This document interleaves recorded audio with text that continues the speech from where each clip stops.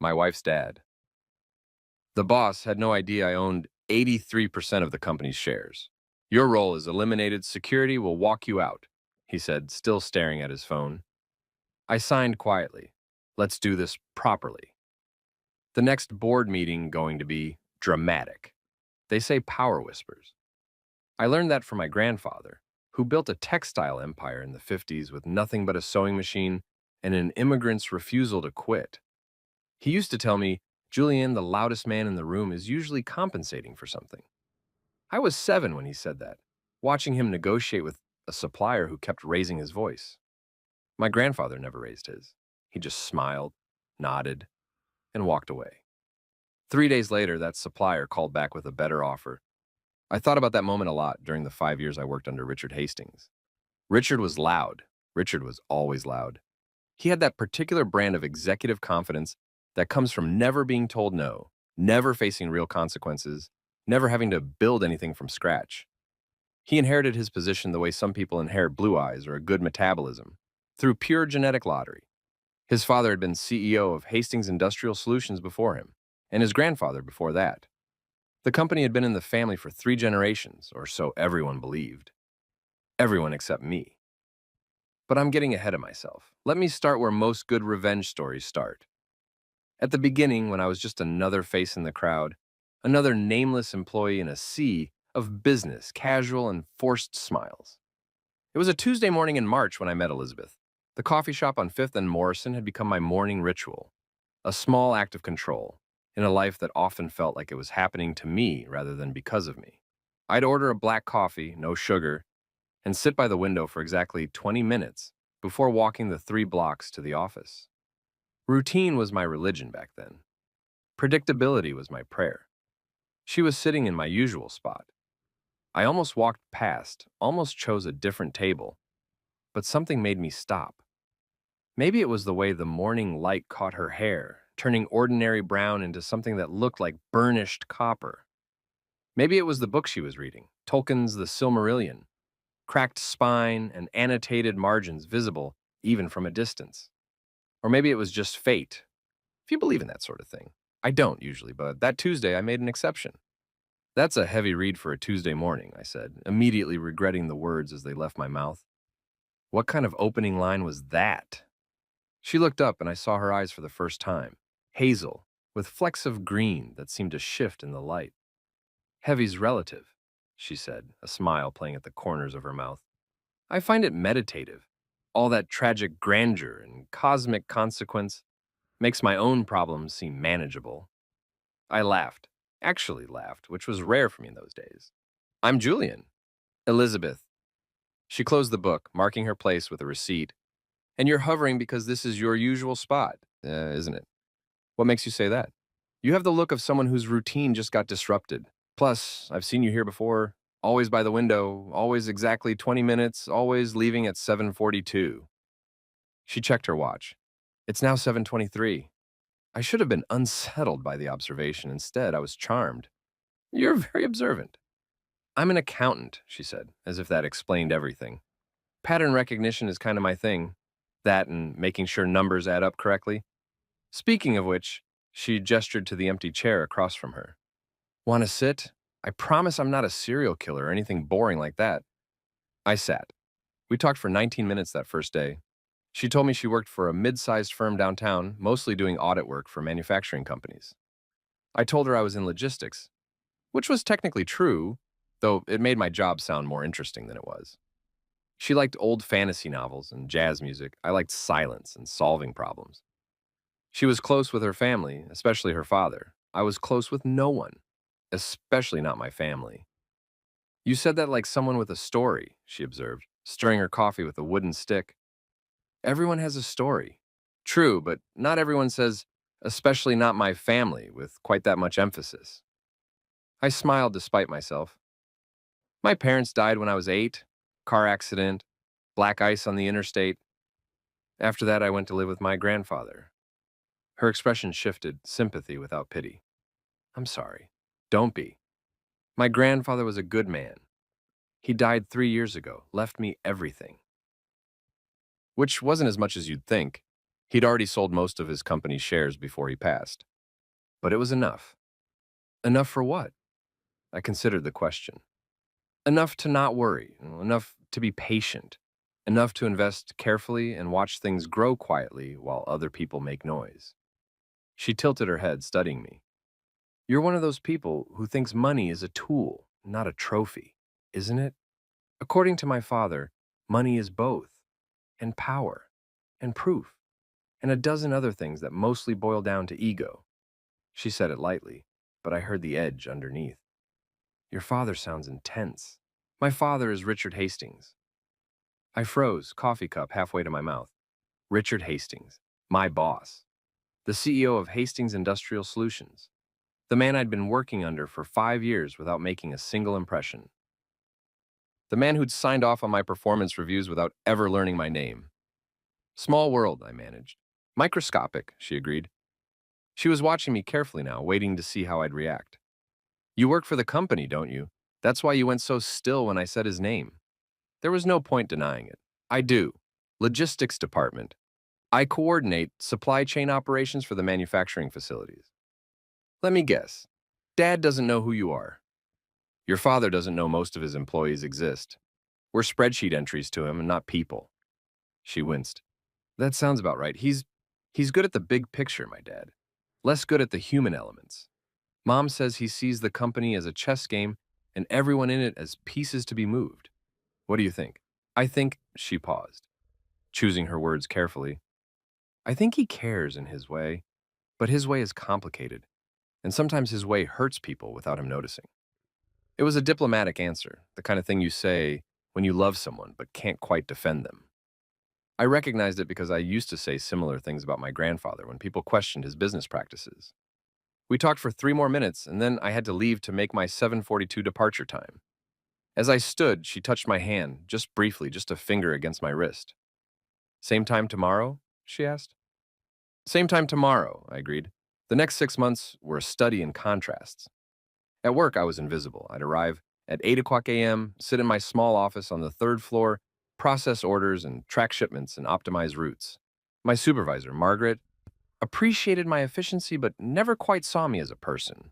I was Julian who gets things done, not Julian with hopes and dreams and a life outside these walls.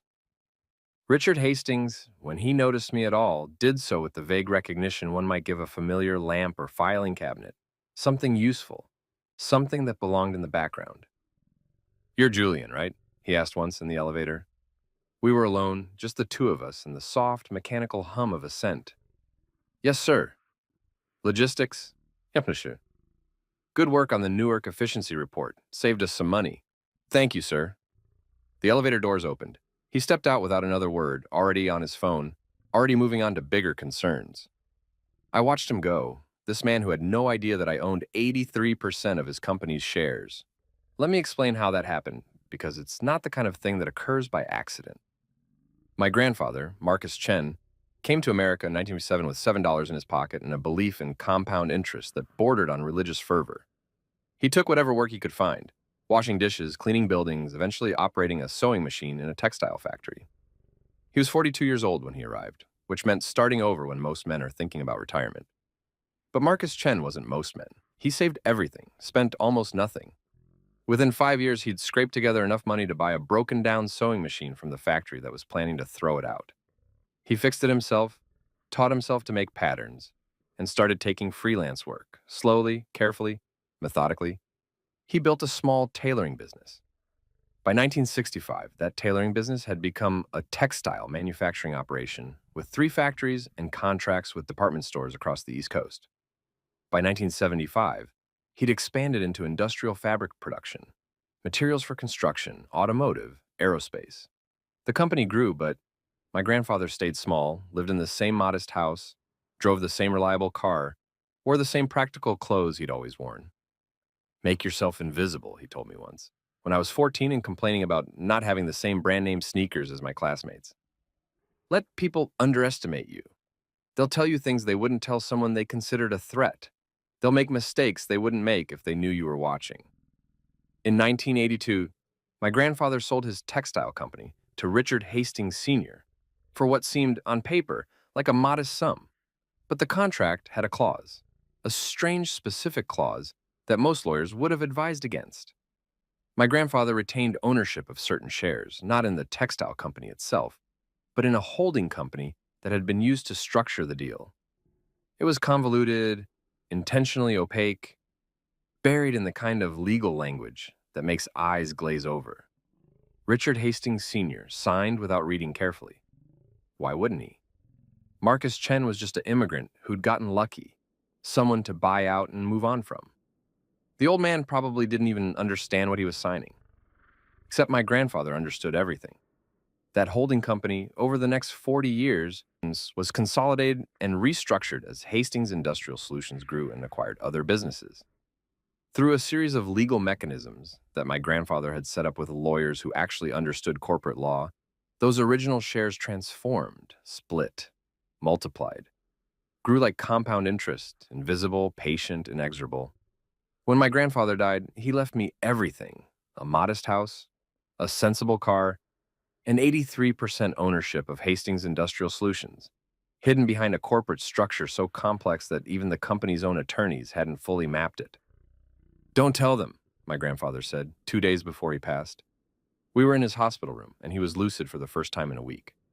"Not yet. Wait until you understand who they are. Wait until you see what they do when they think no one's watching. Then decide." Decide what? Whether they deserve the company they think they own. He died that night. I cried not just for him, but for the loneliness of being the last of our line, the end of a story that had started in another country, another century. I spent 6 months settling his estate, 6 more months researching Hastings Industrial Solutions, learning everything I could about its operations, its culture, its leadership. Then I applied for a job in logistics. I wanted to see the company from the inside, wanted to understand what my grandfather had created and what Richard Sr. had built on that foundation, what Richard Jr. had inherited. I started at the bottom intentionally, keeping my real identity quiet, letting everyone assume I was just another working-class kid trying to make a living. And I watched. Elizabeth and I kept meeting for coffee. Same spot, same time, almost every morning. We'd talk about books and music and the small frustrations of daily life. She complained about difficult clients. I complained about inefficient shipping routes. She told me about her father's expectations and her mother's quiet disapproval of those expectations. I told her about growing up with a grandfather who spoke in proverbs and paradoxes. "He sounds wise," she said one morning in July, 3 months after we'd first met. He was complicated. Wise, yes, but also calculating in ways that made people uncomfortable when they noticed. Did you inherit that? The calculating part? I considered the question while watching steam rise from my coffee, creating small eddies and currents in the morning air. I inherited the patience. Whether I inherited the calculation, that's still an open question. She studied me with those hazel eyes, and I had the uncomfortable feeling that she saw more than I wanted to reveal. Elizabeth had a way of looking at people that made them feel simultaneously understood and exposed. It was probably what made her good at accounting, the ability to see the story behind the numbers. "You're waiting for something," she said finally. "I've noticed it. The way you never seem rushed, never seem anxious, even when everyone around you is losing their minds. You're waiting for something specific to happen. Maybe I'm just patient by nature. Or maybe you know something the rest of us don't." She said it lightly, as a joke, but the accuracy of the observation made my chest tighten. I changed the subject, asked her about a jazz concert she'd mentioned wanting to attend. She let me change the subject, but her expression told me the conversation wasn't over, just postponed. We started dating officially in August. Dinner at a quiet Italian place on the waterfront, then walks along the river as summer turned the evening air thick and golden. She made me laugh, genuinely laugh, not the polite chuckle I'd perfected for office interactions. She challenged my assumptions about people and business and what mattered in life. "You think too much about work," she told me one night in September, lying on a blanket in her apartment while rain drummed against the windows. Says the woman who brought home 3 binders of audit reports. "That's different. I'm proving a point." "What point?" "That Johnson Manufacturing is cooking their books and I'm going to catch them." She rolled over, propping herself up on one elbow. "But when I'm not working, I'm actually not working. You're always somewhere else in your head. Like you're running calculations for a problem I can't see. Maybe I am. Want to tell me about it?" I almost did. Almost told her everything about my grandfather, about the shares, about the fact that I technically owned the company her father thought he controlled. But something stopped me. The memory of my grandfather's voice. Wait until you understand who they are. I didn't understand yet, not fully. Didn't know how Richard Hastings would react to losing control. Didn't know how Elizabeth would react to learning I had been hiding such a massive secret. So I kissed her instead, and she let me deflect, and we pretended the question had never been asked. I met Richard Hastings properly, actually properly, not just elevator small talk, in October. Elizabeth had invited me to dinner at her parents' house, a sprawling colonial in the suburbs, with the kind of manicured lawn that requires both money and dedication. I'd been nervous about the meeting for weeks, had bought a new shirt and spent 20 minutes in front of the mirror trying to knot my tie correctly. Relax, Elizabeth said, squeezing my hand as we walked up the front path. They're gonna love you. Your father doesn't even know I exist. He will after tonight. And Mom's been dying to meet you.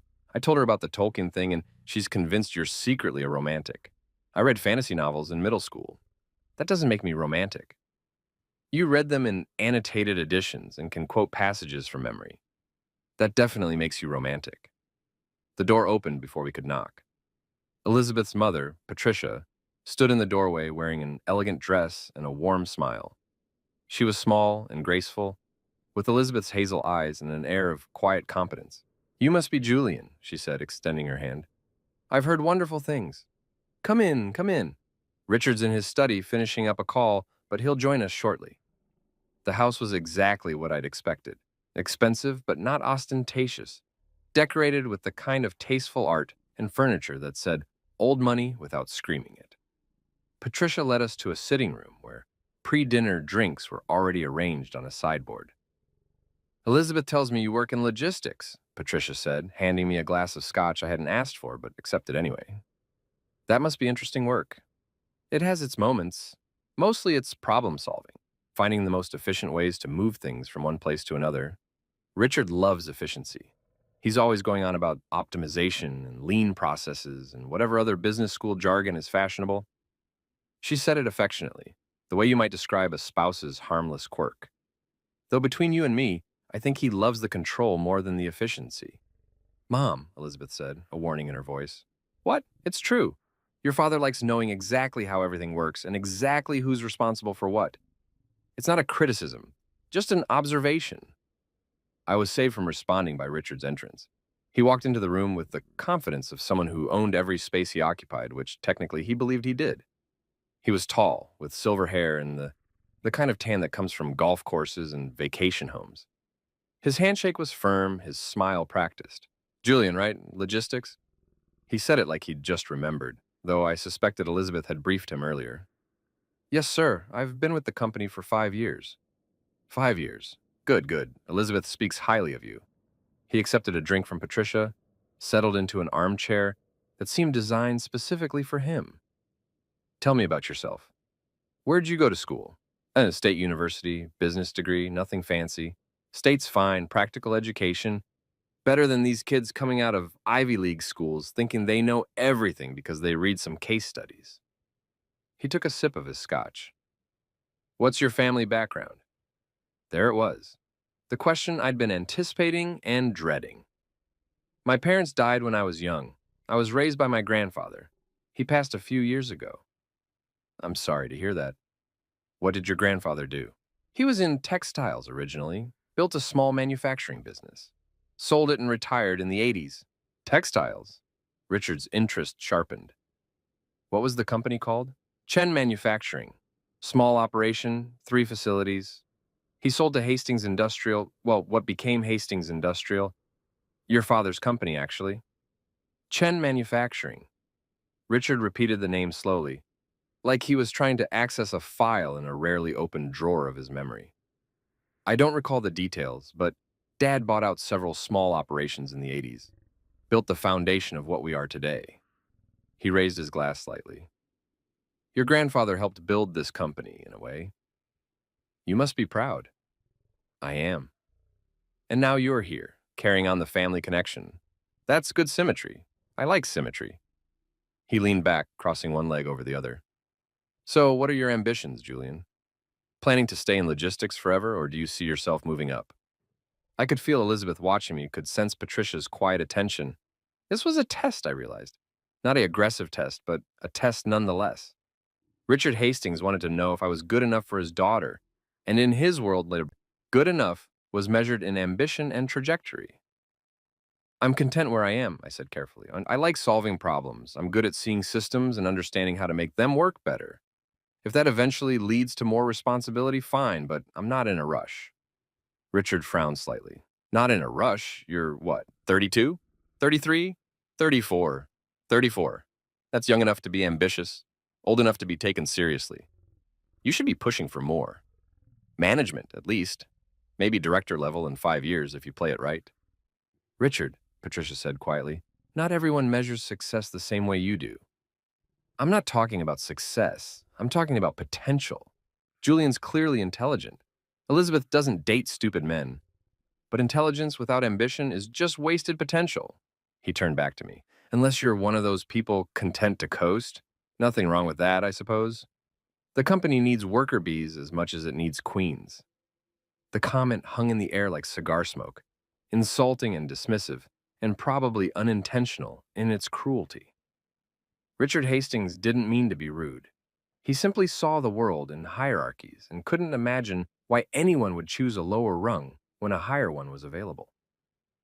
I'm not coasting, I said, keeping my voice level. I'm learning. There's a difference. Learning what? How to schedule trucks? You've been doing that for 5 years. I'm learning how the company works. Every process, every system, every decision point. You can't fix something if you don't understand it completely. Fix what? The logistics department runs fine, for now. But there are inefficiencies in how we integrate with manufacturing, delays in communication between facilities, redundancies in our supplier relationships that cost money without adding value. I've been documenting them.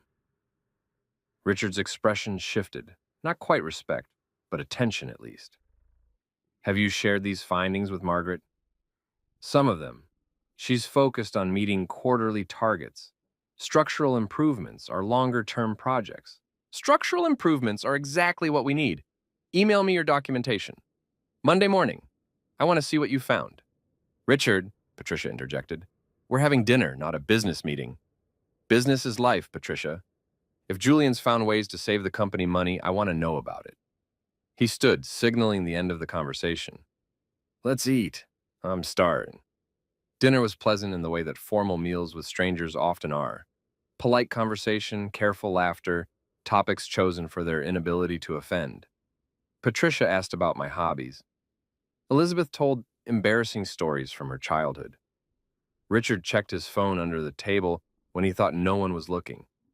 I watched him throughout the meal, this man who had inherited everything and earned nothing. He wasn't cruel, not really. He was simply someone who'd never had to question his place in the world, never had to build something from nothing, never had to consider that the comfortable chair he sat in might belong to someone else. Thank you for dinner, I said as Elizabeth and I were leaving. The meal was excellent. Come back anytime, Patricia said, giving me a warm hug that surprised me with its genuineness. You're good for Elizabeth, I can tell. Richard shook my hand, that same practiced grip. Remember, send me those findings on Monday. Don't overthink it, just send what you have.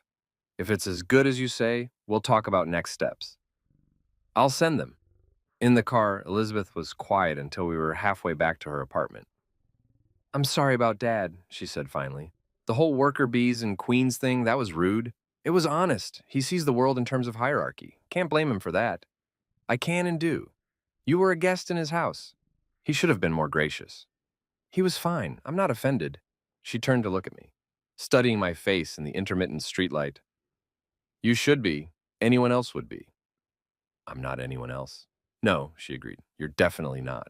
I sent Richard the documentation that Monday. Not everything I'd compiled. I wasn't ready to show my full hand, but enough to demonstrate that I'd been paying attention. 18 pages outlining redundancies in our supplier network, inefficiencies in our route planning, communication gaps between departments that cost time and money. I didn't expect a response. Richard Hastings was a busy man with bigger concerns than one logistics coordinator's observations. He called me into his office 3 days later. This is good work, he said, gesturing to a printed copy of my report on his desk. His office was exactly what you'd expect. Large windows, expensive furniture, photos of himself with politicians and business leaders. Very thorough.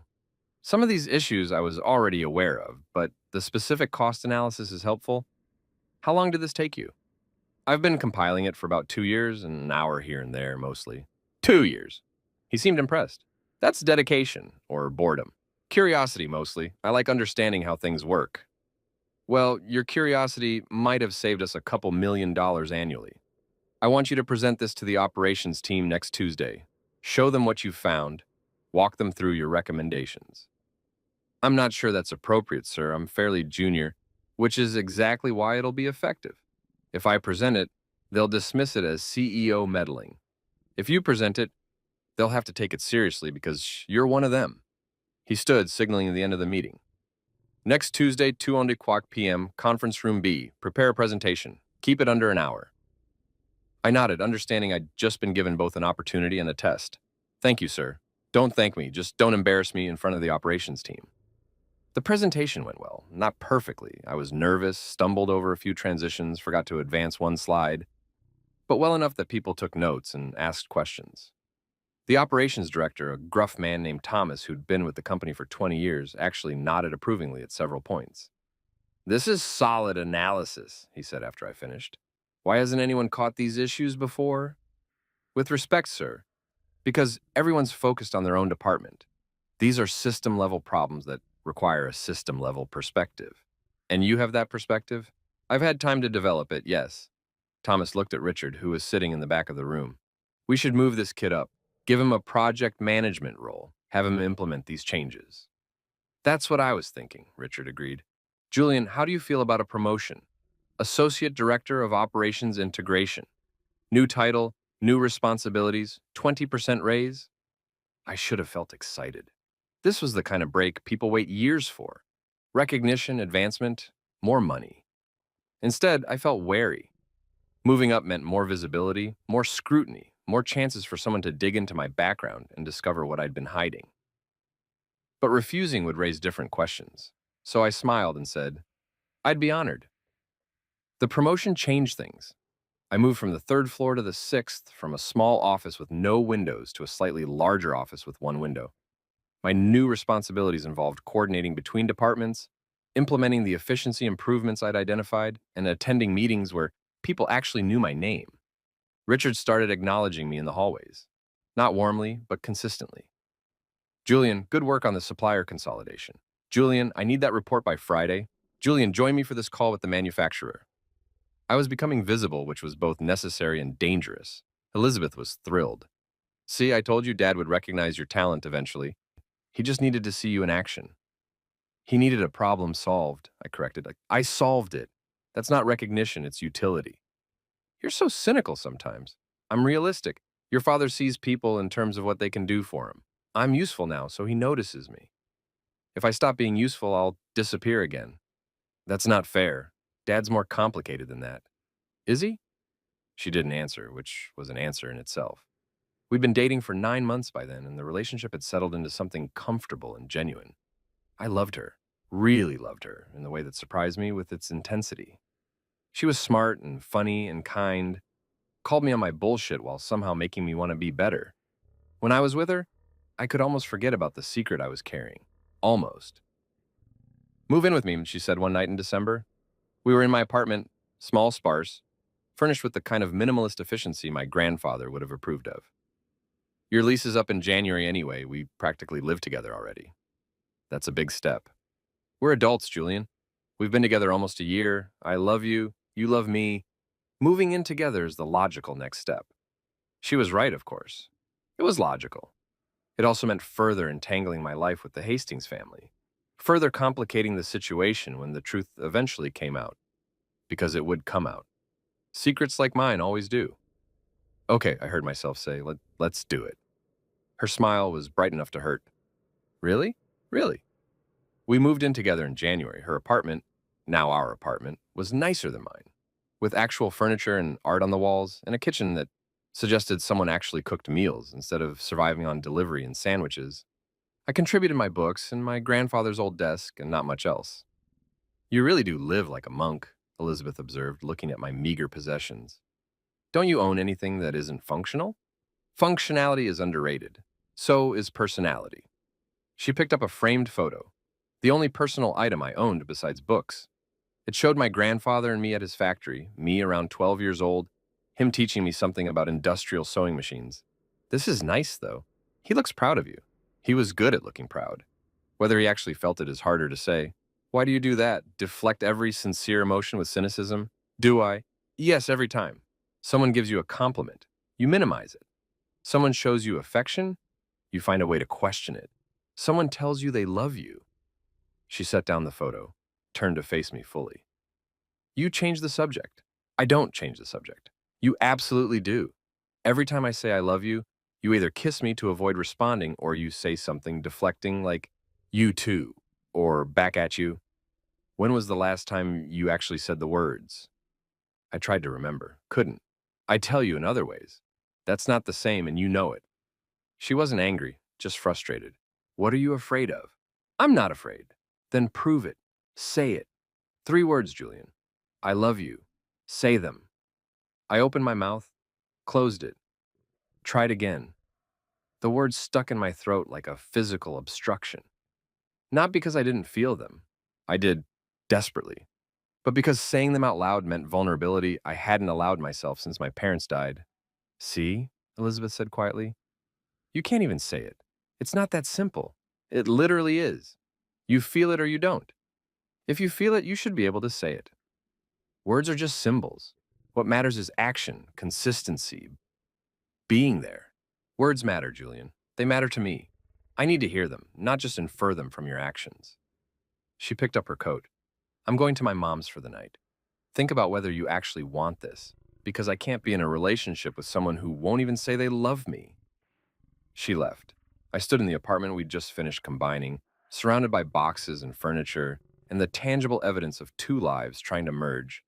And I couldn't shake the feeling that I had just failed some crucial test. I didn't sleep that night, just sat at my grandfather's old desk, staring at financial documents I'd been reviewing. Shareholding structures, corporate hierarchies, the complex web of ownership that gave me control of Hastings Industrial Solutions. The documents reminded me why I couldn't say the words Elizabeth wanted to hear. Because loving her meant deceiving her father. Because saying I love you out loud meant admitting how much power I'd given her to hurt me when the truth came out. Because vulnerability had always been a liability. And I'd learned young that liabilities got you killed. My phone buzzed at 2 o'clock a.m. A text from Elizabeth. I'm sorry for pushing, but I'm not sorry for wanting honesty. Come get me for coffee tomorrow, same time, same place. I typed back, I love you. I'm terrified of saying it because I'm terrified of losing you, but I love you. Her response came immediately. That's all I needed to hear. See you at 7:23. The next 6 months were the happiest of my life, which should have been a warning. Work was going well. The efficiency improvements I'd recommended were being implemented, saving the company money and earning me credibility with people who mattered. Richard started including me in strategic meetings, asking my opinion on logistics questions, but also on broader operational issues. You think differently than most people here, he told me during a lunch meeting in March. Just the 2 of us discussing a potential acquisition. Most people in this company are either idea people or execution people. You're both. You see the big picture and the small details simultaneously. Thank you, sir. Stop calling me sir. You're dating my daughter and you're a director. Call me Richard. He speared a piece of lettuce with more force than necessary.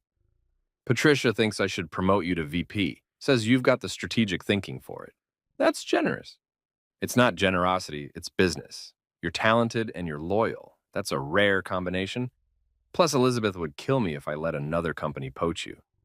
He grinned, but there was calculation behind it. Speaking of which, are you planning to propose? The question caught me off guard. We haven't discussed that timeline. You've been together over a year. You live together. She's clearly serious about you. What's there to discuss? Marriage is a significant commitment. So is living together. You've already made the commitment, Julian.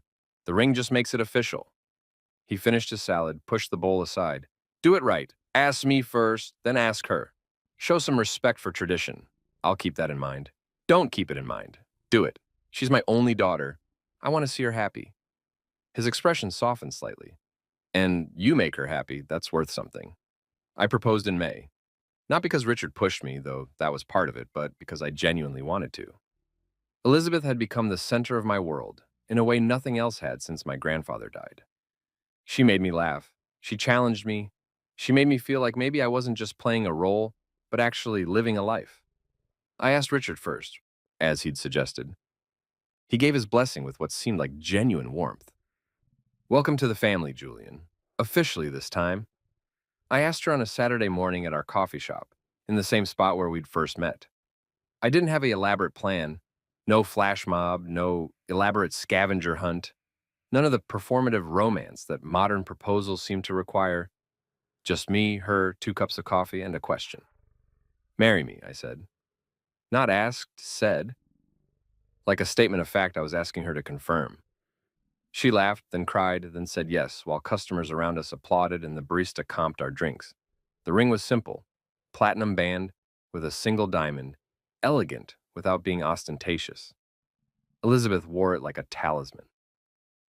I can't believe we're actually doing this, she said that night, lying in bed while I traced patterns on her shoulder. Getting married, building a life together, all of it. Having second thoughts? No, just happiness makes me nervous. Like if I acknowledge it too directly, it'll disappear. That's surprisingly superstitious for an accountant. Accountants understand probabilities, and the probability of things staying this good indefinitely is statistically unlikely. So we should enjoy it while it lasts. We should enjoy it and work to make it last. She rolled over, propped herself up to look at me directly. Promise me something? What? Promise me you'll always be honest with me, even when it's hard, even when you think lying would be easier. The request felt like a knife between my ribs. I promise. It was the worst kind of lie, the kind you tell someone you love, while knowing you're already breaking the promise as you make it. We planned a December wedding.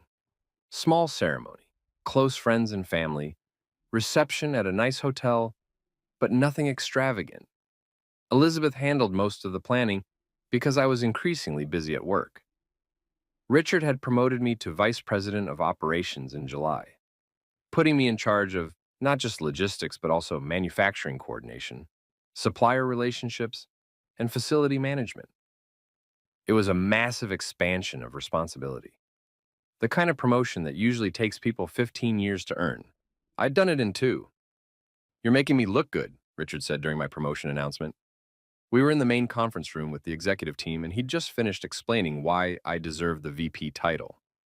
Keep making me look good, and there's no limit to where you can go in this company. Thomas, the operations director who'd first recognized my potential, clapped me on the back. Congratulations, Julian. Well earned. Thank you, sir. Don't thank me. You did the work. He lowered his voice slightly. Between you and me, you're being groomed. Richard sees you as a potential successor. Maybe not immediate, but 5 or 10 years down the line. You're dating his daughter, you understand the business, you've earned respect from the team. The pieces fit.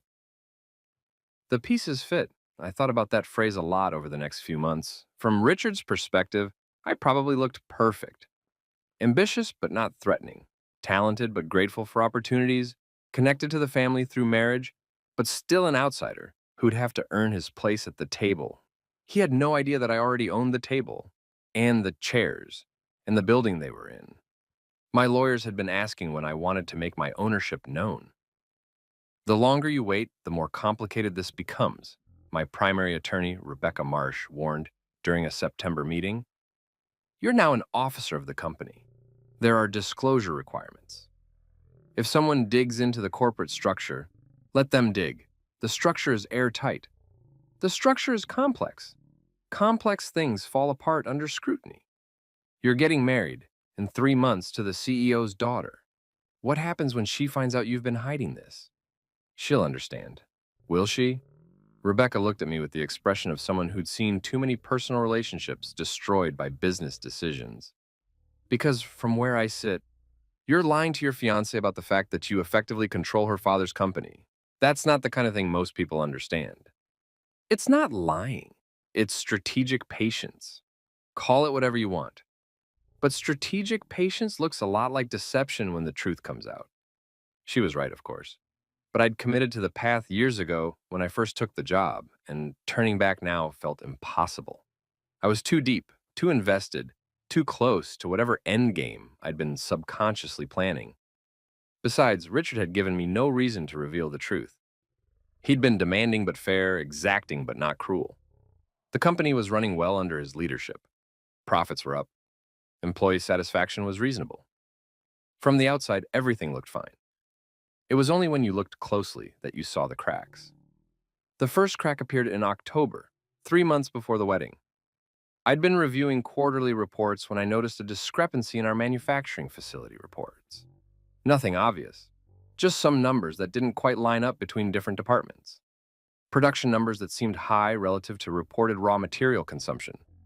Revenue that exceeded expected output given our production capacity. I spent 2 weeks digging into the details, pulling reports from multiple systems, comparing historical trends. What I found made my stomach turn. Someone was cooking the books. Not dramatically, no missing millions or obvious fraud, but consistently inflating production numbers and revenue to make the company appear more profitable than it actually was. The inflation was small enough to avoid auditor scrutiny, but large enough to impact the company's stock price and market valuation. And the trail led directly to Richard's office. I didn't want to believe it at first. Told myself there must be another explanation. Maybe it was an accounting error, a system glitch, a misunderstanding of reporting requirements. I went through the data 3 times, looking for alternative interpretations. But the evidence was clear. Richard Hastings had been systematically manipulating financial reports for at least 3 years, possibly longer. The manipulation made him look more successful than he was, justified higher bonuses for executives, attracted investors who thought the company was healthier than reality suggested. It wasn't enough to destroy the company, but it was enough to be illegal. I sat with the information for a week, trying to decide what to do. Reporting it would expose Richard to criminal liability, potentially destroy Elizabeth's family, certainly end my relationship with her. Not reporting it made me complicit in fraud. I called Rebecca. I need advice that has nothing to do with the law. I'm a lawyer, Julian. Everything I do has to do with the law. Then advice as a person, someone I trust. I explained what I'd found, walking through the evidence methodically. What would you do? Honestly, I'd walk away, sell the shares, quit the company, marry the girl, and pretend I never saw anything. That's cowardly. That's survival. You think you can expose Richard without it destroying everything? Your relationship, your reputation, your future in this industry? The whistleblower never wins, Julian. Even when they're right, they lose. So I should just let him commit fraud? I'm not saying let him. I'm saying consider what you're willing to sacrifice before you act. Because make no mistake, exposing this will cost you everything. I decided to confront Richard privately, give him a chance to explain, maybe even to fix the problem quietly before anyone else noticed. It seemed like the rational approach, the one that minimized damage while still addressing the issue. I requested a meeting, just the two of us, his office, 6 p.m. on a Thursday when most people had gone home. He agreed without asking why, probably assuming it was about some operational issue. Julian, come in, he said when I arrived. He was pouring himself a scotch from the bar in his office. Want one? No, thank you. Suit yourself. What's on your mind? I placed the printed analysis on his desk. I've been reviewing our financial reports. There are some inconsistencies I thought you should know about. He glanced at the report without picking it up. What kind of inconsistencies? Production numbers that don't match raw material consumption, revenue that exceeds expected output, small but consistent inflation across multiple quarters. And you think that's a problem? I think it's fraud, sir. Richard, it's fraud. He finally picked up the report, flipped through the pages without really reading them. Then he set it down, took a sip of his scotch, and looked at me with an expression I couldn't quite parse. You're a smart kid, Julian. Smarter than I gave you credit for initially. These inconsistencies you found, they're not errors. They're adjustments. Adjustments? The market expects growth. Investors want to see steady improvement. Sometimes you have to smooth the numbers to show the real trend without getting bogged down in quarterly fluctuations. That's not smoothing, that's fabrication. It's presentation. We're not stealing money. We're not hurting anyone. We're just telling the story in a way that helps people see the truth behind the noise. The truth? Richard, you're lying to shareholders. You're manipulating stock prices. That's not storytelling, it's securities fraud. His expression hardened. Watch your tone. I'm not trying to be disrespectful, I'm trying to understand. Why would you risk everything for something so small? The company's doing fine. We don't need to inflate the numbers. You don't understand how this works. I need those numbers to justify executive bonuses, to attract new investors, to keep the board happy. Without growth, they start asking questions. With growth, everyone's satisfied. But the growth isn't real. Growth is perception, Julian, always has been. You create the perception of success, and success follows. That's how business works. That's not how anything works. You're committing a crime. He stood, walked to the window, looked out at the city lights below. What do you want, Julian? Why bring this to me? I want you to stop. Fix the reports. Show the real numbers. Take the hit now before someone else discovers it and the consequences are worse. And if I don't, then I'll have to report it to the board, to the SEC, to whoever needs to know. He turned to face me. And for the first time, I saw something like genuine emotion in his expression. Not anger, but disappointment. You'd destroy Elizabeth's father over some accounting discrepancies. You'd ruin her family. I'd be stopping a crime. You'd be destroying everything you've built here. Your career, your reputation, your relationship. Elizabeth would never forgive you. She'd understand. Once I explained, she'd hate you. You think she'd choose you over her family? Over her father? He shook his head. You're smart about business, Julian, but you're naive about people. Family loyalty always wins, always. Not if the family is corrupt. The family is human. We all cut corners, make compromises, do what needs to be done to survive. That's not corruption, it's pragmatism. He finished his scotch, set the glass down with a sharp click. Here's what's going to happen. You're going to take that report, go home, and forget you ever saw these numbers. You're going to marry my daughter, continue doing excellent work, and eventually take over this company when I retire. Everyone wins. And if I don't, then you'll discover how quickly things can change when you make enemies. You're talented, Julian, but you're also disposable. I've fired better people for less cause. Don't make me demonstrate that. It wasn't a threat exactly, more like a prediction. A statement of fact delivered with the casual confidence of someone who'd never faced real consequences. I took the report and left without another word. That night, I told Elizabeth everything.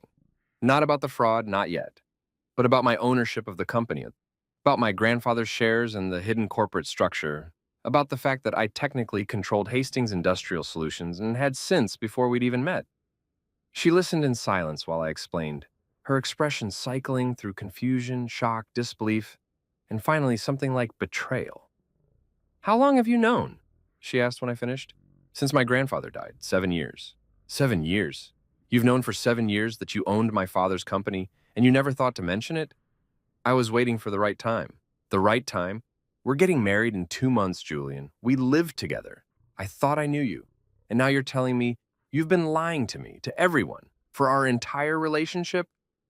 Not lying, just not sharing everything. That's the same thing. Lying by omission is still lying. She stood, started pacing.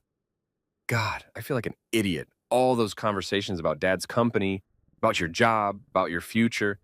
And you knew the whole time that you could pull the rug out from under everything. You were playing some kind of game and I had no idea. I wasn't playing a game. I was trying to understand the company, understand your father, understand what my grandfather had given me before I decided what to do with it. And now? Now that you've spent 7 years understanding it, what are you going to do? I don't know. That's not good enough. She stopped pacing, faced me directly. You need to tell me right now. Are you planning to use your ownership to hurt my father? To take control of the company? To destroy everything he's built? I thought about the fraud, about Richard's threats, about the choice I was facing. I'm planning to do the right thing, whatever that turns out to be. That's not an answer. It's the only answer I have. She grabbed her coat. I need some time. I can't process this right now. I need to think. Elizabeth, wait. No. You've had 7 years to decide what to tell me. I'm taking one night to decide what to do about it. She left, again. Same as before, but this time felt different. Final in a way that made my chest ache. I didn't sleep, just sat at my desk looking at the evidence of Richard's fraud, trying to decide what kind of person I wanted to be. The pragmatic one who let things slide and kept his comfortable life. The principled one who reported crimes regardless of personal cost. The strategic one who used leverage to force changes. My grandfather's voice came back to me. Wait until you understand who they are. Then decide whether they deserve the company they think they own. I understood now. Richard Hastings was a fraud, literally and figuratively. He'd inherited a company my grandfather helped build, mismanaged it while claiming success, and threatened me when I'd tried to address it quietly. He didn't deserve the company, but exposing him would hurt Elizabeth, would hurt Patricia, who seemed genuinely kind, would hurt hundreds of employees who'd done nothing wrong. There had to be a middle path. Some way to address the fraud, remove Richard from control, and protect the innocent people caught in the middle. I spent the rest of the night making calls, sending emails, consulting with Rebecca and a team of lawyers I'd put on retainer but never used. By morning, I had a plan. It wasn't a good plan, but it was the only one that preserved any possibility of a future with Elizabeth. She came home the next morning. I'd made coffee, left a cup for her in the kitchen, tried to pretend I wasn't terrified of what she'd say. I talked to my mom, she said, not touching the coffee. I told her everything about your grandfather, about the shares, about you owning the company. My stomach dropped. Elizabeth. She wasn't surprised. That's the weird part. She said she'd suspected something was off about you from the beginning. The way you watched Dad, the way you were so careful in conversations. She thought you might be a corporate spy or something. This almost makes more sense. What did she say? About us? About what happens now? She said, Elizabeth's voice caught him. She said that secrets always have reasons, and I should figure out your reason before I decide what to do. My reason is complicated, then uncomplicated. Why hide the ownership? Why work in logistics? Why date me if you knew it would make everything messier? I dated you because I fell in love with you. That part was real, but the rest wasn't. Your job, your relationship with my dad, your whole identity at the company, all of it was constructed around this secret. Yes. So who are you really? The logistics coordinator, the VP of operations, the secret majority shareholder, the guy who drinks coffee with me every morning? Which Julian is real? All of them, none of them, I don't know. I moved to stand closer, wanting her to see my face when I said the next part. My grandfather told me to wait until I understood who your father really was. I've been waiting, watching, trying to decide if he deserved to keep controlling the company. And I finally have my answer, which is, he doesn't. Richard is committing fraud, Elizabeth. He's been manipulating financial reports for years. I have proof. The color drained from her face. You're lying. I'm not. I confronted him last night before I came home. He admitted it, called it adjustments and presentation. He threatened me when I said I'd report it. My father wouldn't. He's not. She sat down heavily, as if her legs had stopped working. Show me the proof. I pulled out the analysis, the same one I'd shown Richard, watched her read through it with her accountant's eye, seeing the same patterns I'd seen. Watching her face as understanding turned to horror. This is real, she said finally. This is actual fraud. Yes, and you were going to report him. I was going to try to fix it quietly, give him a chance to correct the books and walk away before it became a bigger problem. But he refused. He threatened my job, my reputation, us. She looked up at me, tears in her eyes. What are you going to do? I'm going to take control of the company, quietly, without drama.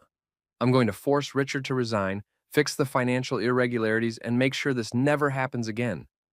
Your father can say it's retirement for health reasons, or to spend more time with family, or whatever story preserves his dignity. But he's done running this company. And us? Where does that leave us? That's up to you. I love you. I want to marry you. But I understand if you can't forgive the deception. She was quiet for a long time. Finally, I need to talk to my dad, hear his side of this before I make any decisions. Okay. And Julian, if you're lying about any of this, about the fraud, about your reasons, about anything, we're done. Not just the engagement, everything. I understand. She left to talk to Richard. I waited, made more coffee, tried not to think about the possibility that I was about to lose the only person who'd ever made me feel like more than the role I was playing. She came back 3 hours later. Her eyes were red, her face pale. He confirmed it, she said. All of it. The fraud, the threats, everything. He tried to justify it at first, said you were overreacting, that it was just normal business practices.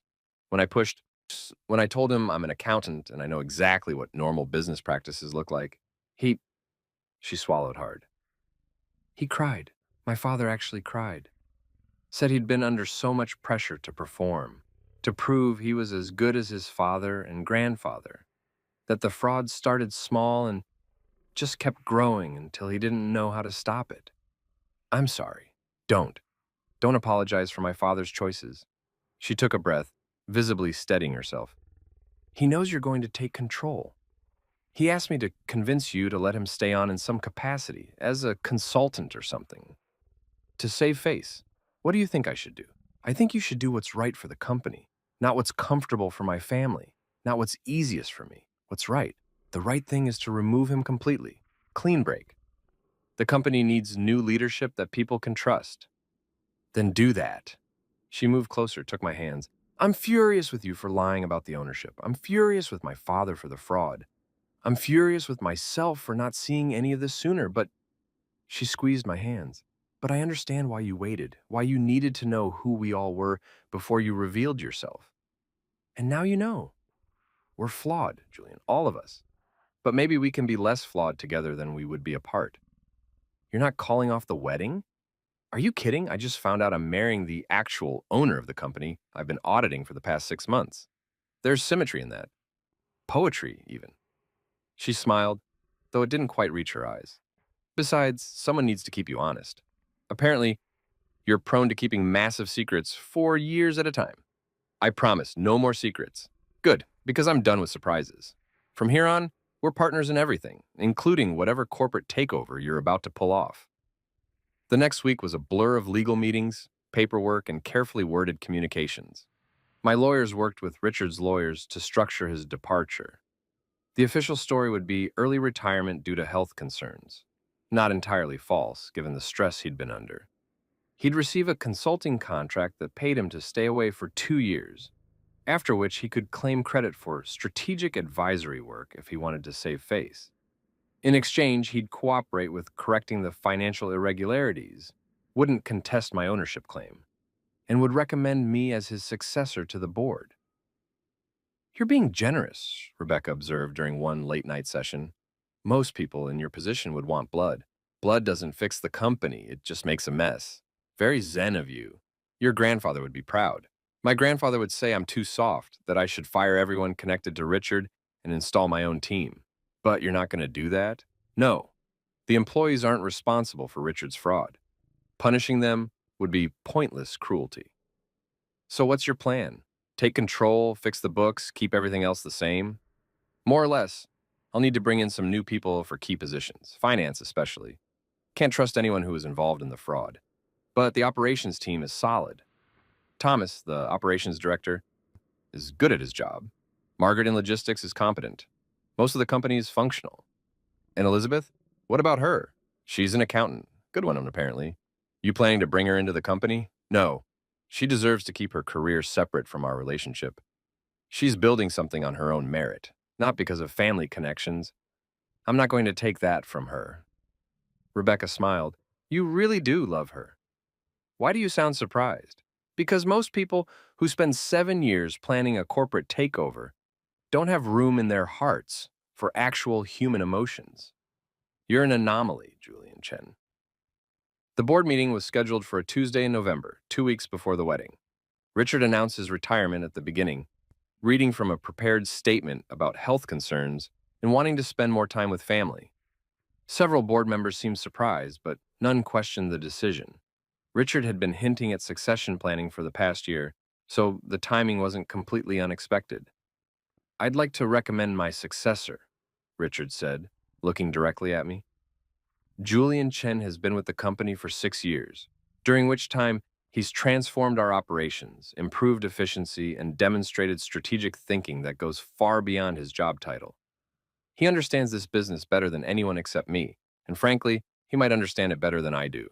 I'm recommending him as the next CEO, effective immediately. There were murmurs around the table. Thomas spoke first. Julian's talented, no question, but he's young. 34 is unusually young for a CEO of a company this size. Age is irrelevant, Richard replied. Competence is what matters. And Julian is exceptionally competent. He's also your future son-in-law, another board member pointed out. That presents certain optics problems. People will say he got the job because of family connections, not merit. Let them say it, I interjected. My record speaks for itself. I'll be happy to present a detailed plan for the company's next 5 years. If you don't think I'm the right person after hearing that plan, I'll understand, but I'm not taking this job because of family connections. I'm taking it because I'm the best person for it. Bold statement, Thomas said, but he was smiling. Let's hear this plan. I spent the next hour walking through a comprehensive strategy I'd been developing for months. Changes to the supply chain, expansion into new markets, investment in technology, restructuring of certain departments. I talked about financial stability, transparent reporting, rebuilding shareholder trust. I didn't mention Richard's fraud directly. That would be covered in a separate private conversation with key board members who needed to know. But I made it clear that financial integrity would be a cornerstone of my leadership. When I finished, Thomas was the first to speak. That's impressive, really impressive. If you can execute half of that, you'll double the company's value in 3 years. I can execute all of it, but I'll need the board's support. They voted. It wasn't unanimous. 2 board members abstained, clearly uncomfortable with the speed of the transition, but it was decisive. I was now CEO of Hastings Industrial Solutions. Richard shook my hand after the meeting. Congratulations. You've earned this. Thank you for the recommendation. Don't thank me. You forced my hand. He said it without bitterness, just stating a fact. But for what it's worth, I think you'll be good at this. Better than me, probably. You have your grandfather's patience. I have his shares, I corrected. The patience I learned from watching you. He laughed. Actually laughed, which surprised me. That's probably fair. Just take care of Elizabeth. And the company, in that order. In that order, I agreed. The wedding was beautiful. Small ceremony as planned, with family and close friends. Patricia cried. Richard walked Elizabeth down the aisle with what looked like genuine pride. My best man was Thomas, who'd become something like a mentor over the past year. You're really doing this? Elizabeth whispered as we stood at the altar. Marrying me, taking over the company, all of it. All of it, I confirmed. No regrets, none. You? Ask me in 10 years. The reception was at a hotel overlooking the river. People gave speeches. Patricia told embarrassing stories about Elizabeth's childhood. Richard talked about how proud he was of his daughter and how lucky I was to marry her. Thomas made a joke about me being everyone's boss now, so they'd all have to be nice to me. I danced with Elizabeth while snow started falling outside the windows. This feels like an ending, she said, like we're closing one chapter and starting another. Isn't that what weddings are supposed to be? I suppose, but this feels bigger than that. You're not just my husband now. You're the CEO of my father's company. You're the person responsible for everyone's jobs, everyone's livelihoods. That's a lot of pressure. I can handle pressure. I know you can. That's what scares me. You're so competent that sometimes I worry you'll just become the role. The CEO, the leader, the guy who has everything figured out. And I'll lose the person who was nervous about meeting my parents and couldn't say, I love you, without his throat closing up. You won't lose that person, I promise. Good, because that's the person I married. Not the CEO, not the strategic genius, just Julian. The guy who drinks too much coffee and reads fantasy novels and sometimes forgets that he's allowed to be happy. I'm happy now. I know, hold on to that. My first year as CEO was exactly as challenging as I'd expected and somehow more rewarding. I brought in a new CFO, Linda Hayes, who'd been recommended by Rebecca. Linda spent 3 months auditing the company's financials, identifying every irregularity Richard had created and methodically correcting them. The process was painful. Revealing the corrections meant admitting the previous numbers had been inflated, but necessary. We're going to take a hit, Linda warned during a meeting. Stock price will drop when we announce the restatements. Investors don't like finding out they've been misled, but they'll like the transparency. Eventually, and if we pair the restatements with a clear path forward and consistent, honest reporting going forward, we can rebuild trust. It'll just take time. She was right. The stock dropped 15% when we announced the financial corrections. Investors were angry. Industry analysts questioned whether I was capable of running the company. Several board members who'd supported my promotion started having second thoughts. But I stuck to the plan. Transparent reporting, consistent communication, delivering on the operational improvements I'd promised. Slowly, methodically, building trust the way my grandfather had taught me, through actions, not words. Thomas became my closest advisor. He understood the company's history and culture in ways I never would, having been there for 20 years. "You're doing fine," he told me, during a particularly rough week when it felt like everything was falling apart. "Better than fine, you're actually fixing things instead of just putting prettier packaging on problems." It doesn't feel like fixing things, it feels like triage. Same thing when the patient is sick enough. Give it time. I gave it time. By the end of the year, the stock had recovered most of its losses. By the end of the second year, we'd exceeded our previous highs, this time based on actual performance instead of inflated numbers. Richard watched from a distance. He'd moved to Florida, officially for his health, actually because staying in town made him feel too close to the company he'd lost. He and I spoke occasionally in brief phone calls where he'd ask about Elizabeth or the business, and I'd give carefully neutral answers. "You're doing well," he said during one call. It was late, and I could hear ocean waves in the background. "Better than I did. I'm not sure if I should be proud or ashamed. You built something worth saving, and that counts for something. I also almost destroyed it with my ego and my fear. That counts too. People are complicated. That's diplomatic of you. Elizabeth must have taught you that. She's better at seeing nuance than I ever was." A pause. "Take care of her. And yourself. Don't let the company consume you the way it consumed me." "I won't." Famous last words, he said, and hung up. 3 years into my tenure as CEO, Elizabeth got pregnant. We hadn't been trying exactly, but we hadn't been preventing either. It felt like a natural progression. We were stable, happy, ready for the next chapter. "You're going to be a father," she told me one morning at our coffee shop. Same spot where we'd met, where I'd proposed. We still went there when we could, a ritual we'd maintained even as life got busier. "I'm going to be a father," I repeated, testing the words. They felt foreign and terrifying and wonderful. "Are you okay? You look pale." "I'm great, just processing."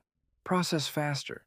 I need you to be excited or I'm going to spiral into anxiety about whether we're ready for this." "We're ready," I said with more confidence than I felt. "We've survived corporate takeovers and fraud revelations and 7 years of my terrible communication skills. A baby will be easy by comparison. Nothing about this is going to be easy, but at least we'll do it together." Our daughter was born in September. We named her Maya after my mother. She had Elizabeth's hazel eyes, and what the nurses assured us was a very normal amount of baby rage. Holding her for the first time, I understood what people meant when they talked about perspective. The company, the shares, the carefully constructed plans and strategies, all of it felt suddenly less important than this small, screaming human who depended on us completely. "She's perfect," Patricia said, crying over her first grandchild. Richard stood next to her, looking uncomfortable in the hospital room, but genuinely moved. "She's got Julian's intensity," Richard observed. "Look at how she's staring at that light. She's studying it, figuring out how it works." "God help us if she inherited his stubbornness," Elizabeth said. "And your intelligence and his patience," Patricia added. "She's going to rule the world someday." "Let's maybe focus on ruling her sleep schedule first," I suggested. 5 years into my tenure as CEO, Hastings Industrial Solutions was thriving. Revenue had grown 40% from the year I took over. We'd expanded into 3 new markets, acquired 2 smaller companies that complemented our operations, and built a reputation for ethical business practices that attracted both customers and top talent. More importantly, the culture had changed. Employees felt heard. Managers felt empowered to make decisions without fearing arbitrary punishment. The company felt like a place people wanted to work, not just a place they had to work. Thomas retired that year. I threw him a party, gave a speech about his contributions to the company, presented him with a ridiculous plaque that said "World's Best Operations Director," with a picture of him scowling at a logistics report. "You did good," he told me at the end of the party. Just the two of us standing by the window, overlooking the city. Your grandfather would be proud. Hell, Richard should be proud, even if he's too stubborn to admit it. You think he's proud? I think he's complicated, but yeah, I think there's pride mixed in with the shame and regret. You saved his company. That matters. I saved my company. It was always mine. That's a technicality. In every way that matters, you saved Richard's legacy. The company his grandfather built, his father grew, that he almost destroyed. You kept it alive. That's worth something. He was right, of course. But it was hard to feel magnanimous about Richard's legacy when I was still dealing with the consequences of his fraud. Shareholders who'd lost money when the stock dropped. Employees who'd been laid off during the restructuring. Customers who'd felt betrayed by the financial restatements. The mess Richard created hadn't destroyed the company, but it had left scars. And scars, as my grandfather used to say, are just receipts for lessons that you paid too much to learn. 7 years into my tenure, Richard died. Heart attack, sudden and massive. He was 68, which wasn't old, but wasn't young either. Patricia called me at 3 a.m., her voice shaking, asking if I could come to the hospital. I drove through empty streets, arrived to find her and Elizabeth in the waiting room. Elizabeth's eyes were red. Patricia looked stunned, like she couldn't quite process that the man she'd been married to for 40 years was gone. He asked for you, Patricia said when she saw me. Before, at the end. He asked if you were here. What did he say? He said to tell you he was sorry, that he understood now why you did what you did, and that he was proud. She started crying again. I don't know what he meant by all of it. The apology, the understanding, but he wanted you to know. I sat with Patricia while Elizabeth dealt with the hospital staff.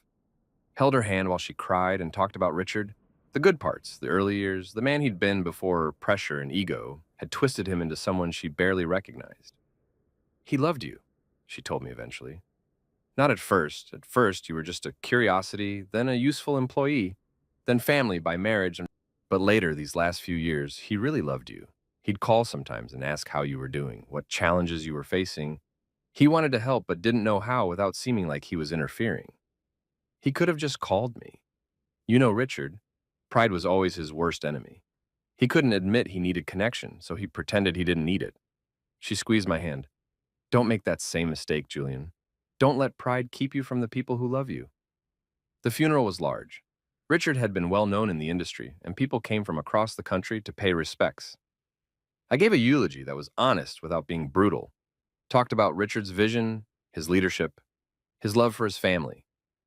I didn't mention the fraud or the forced retirement or the complicated truth of our relationship. He was a man who loved his company and his family, though not always in that order, I said, looking out at the crowd. He made mistakes, as we all do, but he also built something lasting. And in the end, he showed me that redemption isn't about erasing your mistakes. It's about accepting them and trying to do better. Elizabeth held my hand through the entire service. Patricia thanked me afterward, said the eulogy had captured Richard perfectly, flaws and all. Maya, who was 5 by then, asked me that night why everyone was sad about Grandpa Richard. Because death is sad, I explained, tucking her into bed. Even when someone lived a long life, we miss them when they're gone. But you're not sad. I am sad, just in a complicated way. What's complicated mean? It means sometimes we feel more than one thing at the same time. I'm sad because Grandpa Richard is gone, but I'm also grateful for the lessons he taught me, even the hard ones. And I'm happy that he's not hurting anymore, because being sick is hard. Did you love him? I thought about the question.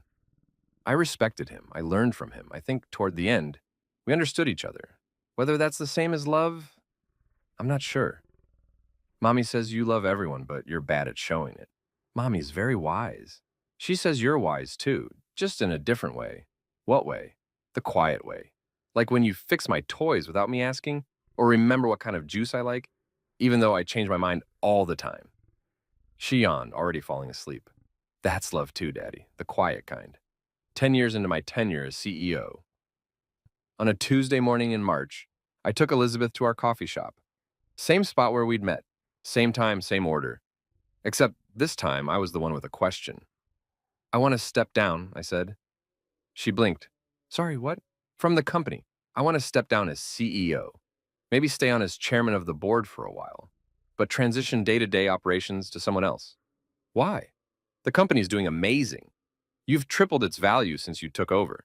You're respected, successful, and I'm tired, I interrupted.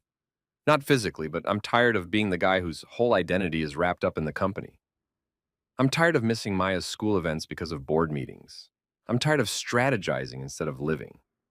She studied me, that same careful observation she'd used when we first met. What do you want to do instead? I want to teach, maybe consult occasionally for companies that need help with operations. I want to write maybe a book about my grandfather's philosophy about patient investing and long-term thinking. I want to be home for dinner every night instead of 3 nights a week. I took her hand. I want to remember what it feels like to just be Julian, not CEO Julian, or shareholder Julian, or any other role. Just me. You're serious. Completely. Your grandfather spent his entire life building wealth and influence, and you want to walk away from it? My grandfather spent his entire life being strategic. He taught me to wait, to watch, to act with purpose. Well, I've been strategic for 10 years. The company is stable, profitable, well-run. Walking away now isn't giving up. It's choosing what comes next. I squeezed her hand. He also told me, right before he died, that money is a tool, and I've built enough that we don't need me to keep building. We have enough. Enough for what? Enough to not worry. Enough to be patient. Enough to invest carefully and watch things grow quietly while other people make noise. She smiled, recognizing my words from one of our first conversations. You've come full circle, maybe. Or maybe I'm finally becoming who I was supposed to be all along. I announced my retirement 6 months later. Linda Hayes became the new CEO. She'd earned it through 7 years of exceptional work and shared my commitment to transparent, ethical business practices. The press coverage was mostly positive. Young CEO retires at 44, the headlines read, followed by speculation about my reasons. Some articles suggested health problems. Others hinted at scandal. A few correctly identified that I simply wanted to do something different. Thomas, who I'd stayed in touch with throughout his retirement, called me the day after the announcement.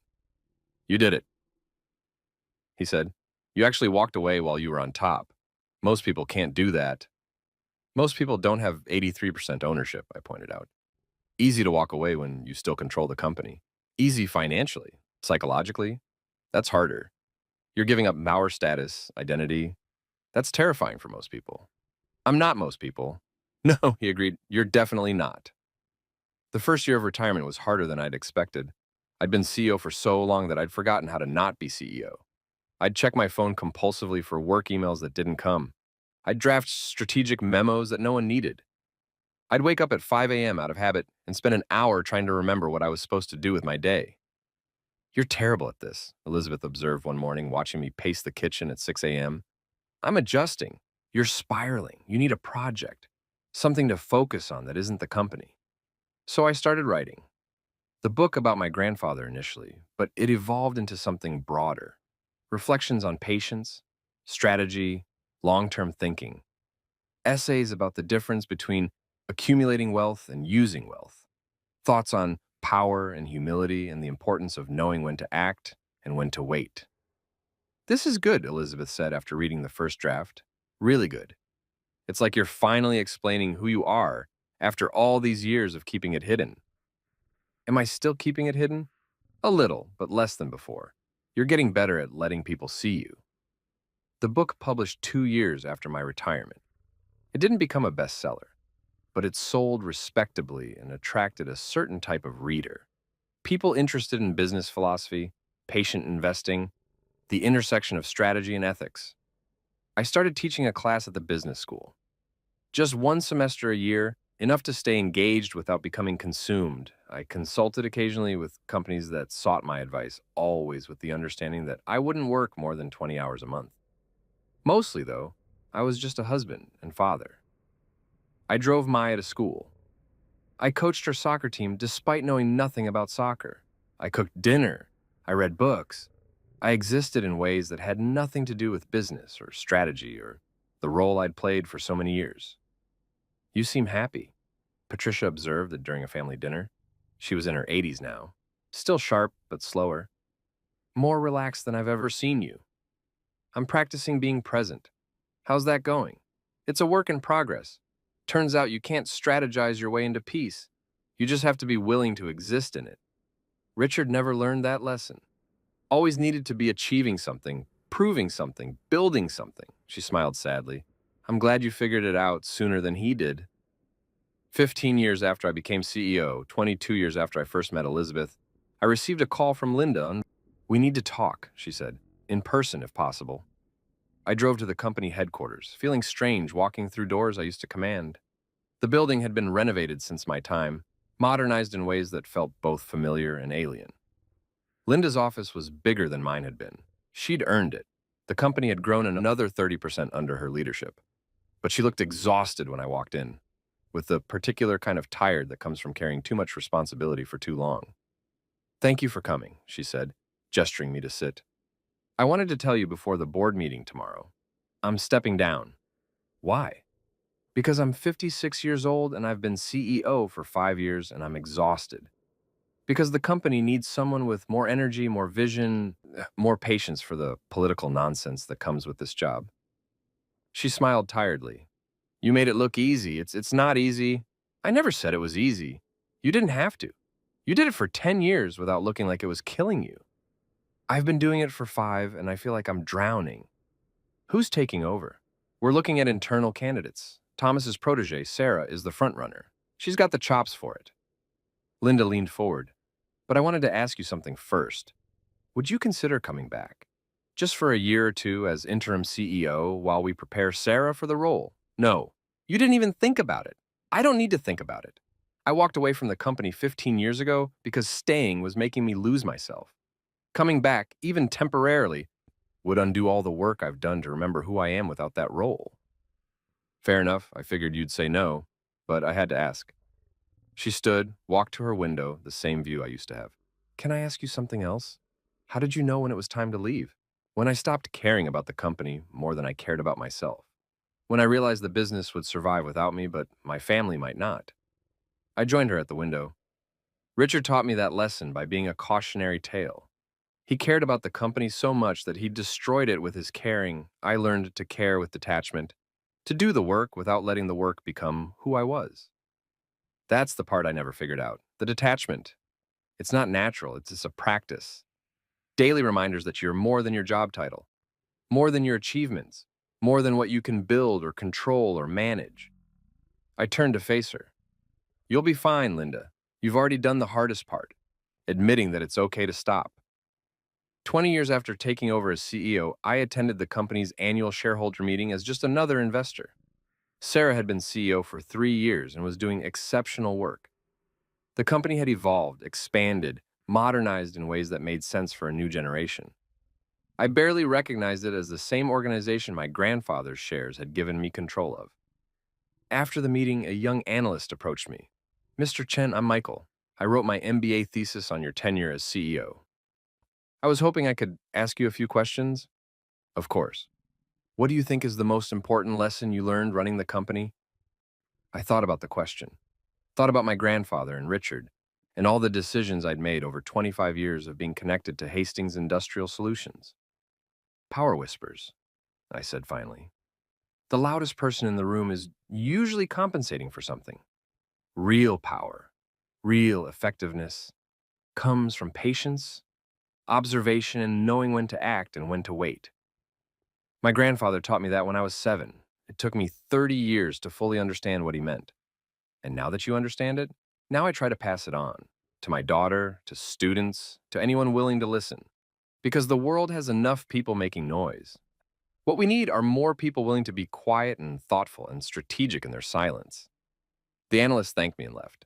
I stood in the lobby of my former company, watching employees rush past with the urgent energy of people who believed their work mattered more than anything else. Maybe it did matter, but so did going home on time. So did remembering that you're more than your job. So did understanding that sometimes the most powerful thing you can do is walk away.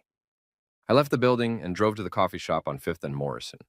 It was a Tuesday morning in March, exactly 25 years since I'd first met Elizabeth there. She was already waiting in our usual spot. How was the shareholder meeting? She asked as I sat down. Productive. Sarah's doing great work. The company's in good hands. Good. Because I have news. She smiled that particular smile that meant something significant was about to happen. Maya's pregnant. We're going to be grandparents. We're going to be grandparents, I repeated, testing the words the same way I'd tested father 20 years earlier. Are you okay? You look pale. I'm great, just processing. Process faster. I need you to be excited or I'm going to spiral into anxiety about whether we're ready for this. We're ready, I said, echoing my words from 2 decades ago. We've survived corporate takeovers and fraud revelations and 7 years of my terrible communication skills and 20 years of marriage and retirement and writing books and all of it. A grandchild will be easy by comparison. Nothing about this is going to be easy, Elizabeth said, echoing her own words. But at least we'll do it together. I looked at her, this woman who'd seen me at my worst and best, who'd stayed through deception and revelation and everything in between, who'd built a life with me, not despite my flaws, but somehow because of them. Same time tomorrow? I asked. Same time tomorrow, she agreed, and that's how power whispers.